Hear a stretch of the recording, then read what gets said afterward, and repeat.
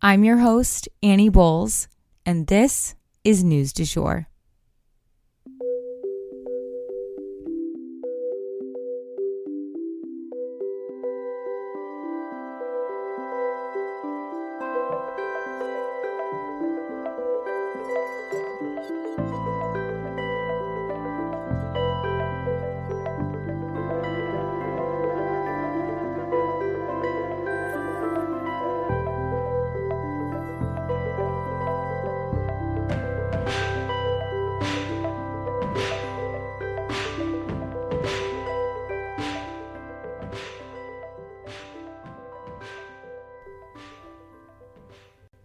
Hey everyone, and welcome back to the News du Jour, a calmer space to consume the news. Happy Friday, we made it, y'all. And before we get into today's episode, I wanted to tell you guys again about a podcast about edibles that you might be interested in. Have you ever wanted to try making edibles but weren't sure how to start? Join Marge from Bite Me, the show about edibles, as she helps cooks make great edibles at home. In each episode, she walks through a cannabis edibles recipe that she's tested in her own kitchen, offering tips and tricks so that you can do the same. Or learn alongside Marge as she interviews professional chefs, culinary cannabis experts, and edibles enthusiasts. Whether you're seasoned or just getting into edibles, there's always more to learn about making edibles at home. Tune in for new, fun, informative episodes every Thursday on your favorite podcasting app. And now, without further ado, we will go ahead and jump into the news for today. 5 lions escape a zoo. So this is just a quick story as we're getting started here. Over in Sydney, Australia, 5 lions managed to escape their enclosure at the zoo, terrifying the guests.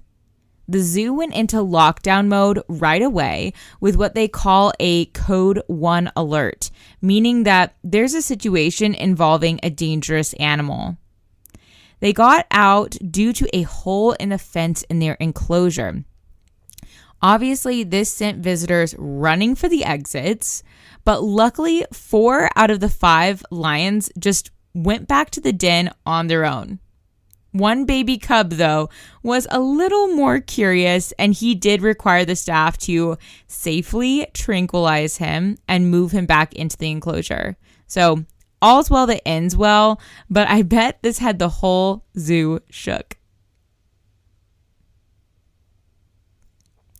And then next up, so this is a bigger story, the prison fire in Iran. So, do you guys remember that prison fire that we had touched on but didn't have much detail on? Well, I'm circling back to that subject with a lot more information. Let's get into it. So for those who may have missed out on that episode, there is a prison in Iran called Evin Prison that is just infamous, you guys. It has a bad reputation. And as you guys know, there have been major protests going on all over the country opposing the treatment of women. And a lot of the protesters are being put in prison, especially the most bold ones, the ringleaders that intimidate the government the most. So a lot of those people have been sent to Evin Prison. And what happens when many people are locked up with a common cause? They find ways of achieving that goal within the walls of the prison. We're still not exactly sure how the fire got started in the first place because, well, the Iranian government is obviously not trying to really publicize this incident. But by 9:30 p.m. on the night of the fire, the whole prison was set ablaze. This is after the guards had to use grenades, tear gas, pellets, beatings, and even actual bullets against the prisoners. Government officials reported that 8 people died and 61 were injured. But human rights groups such as Amnesty International speculate that the death toll could be much higher.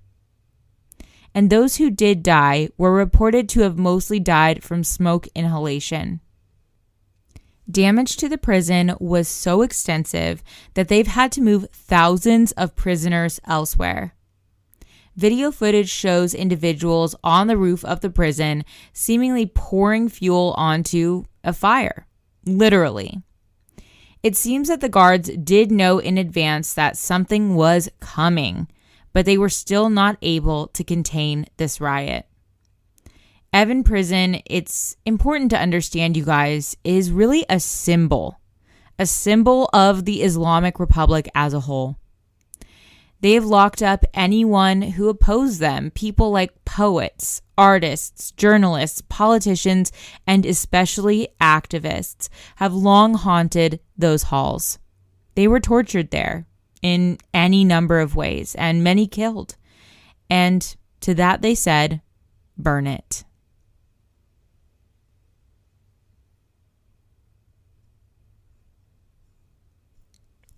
So next up for today, Pence hits the trails. So former Vice President Mike Pence is hitting the campaign trails, you guys.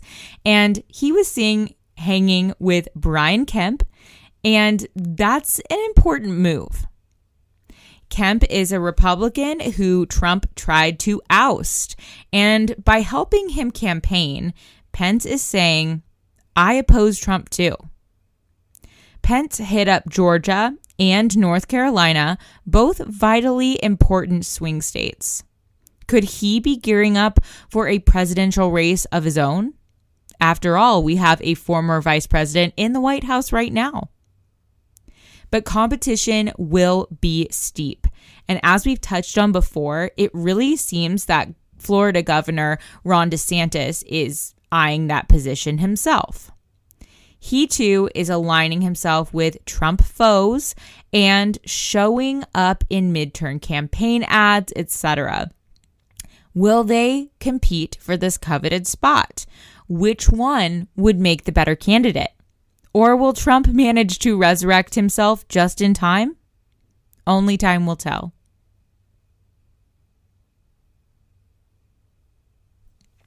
And last news story for today, until the weekend, CVS and Walgreens settle.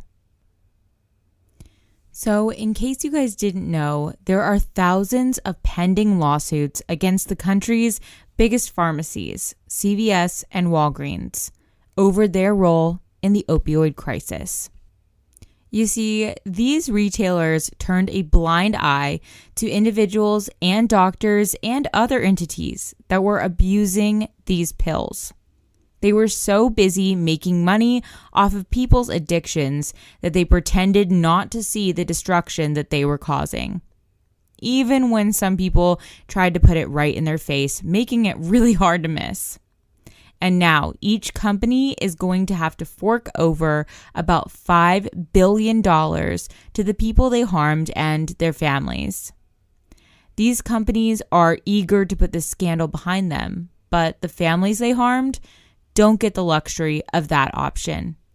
And that is the news du jour. Today, I wanted to leave you guys with the quote, I don't know what your destiny will be, but one thing I know, the only ones among you who will really be happy are those who sought and found how to serve.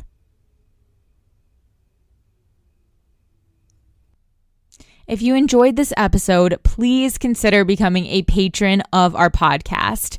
For $7.99 a month, you can unlock tons of perks like breaking news text messages so that you're never out of the loop.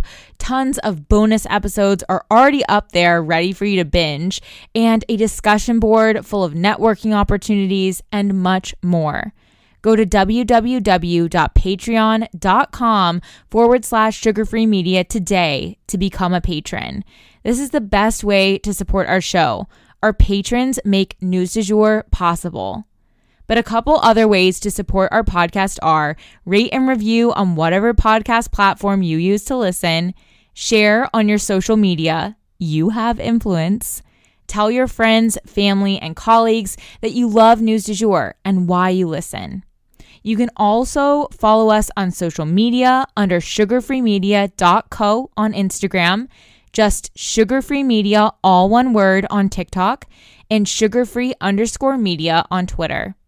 We also have a weekend newsletter called Dreamers Digest that's full of dreamy content recommendations for your weekend and a life update from yours truly. Sign up today on our website, www.sugarfreemedia.co. Our music is by Joey Lavoie and Nicholas Foster. Our cover art is by Hannah Pierce Photography. Our Sugar Free Media logo is by Catherine Jezik Designs. Any twinkling or little footsteps you might hear in the background are by my dog, Rhett. He's a rescue pup and always records with me. We appreciate you listening and look forward to telling you about the news again next time on News du Jour.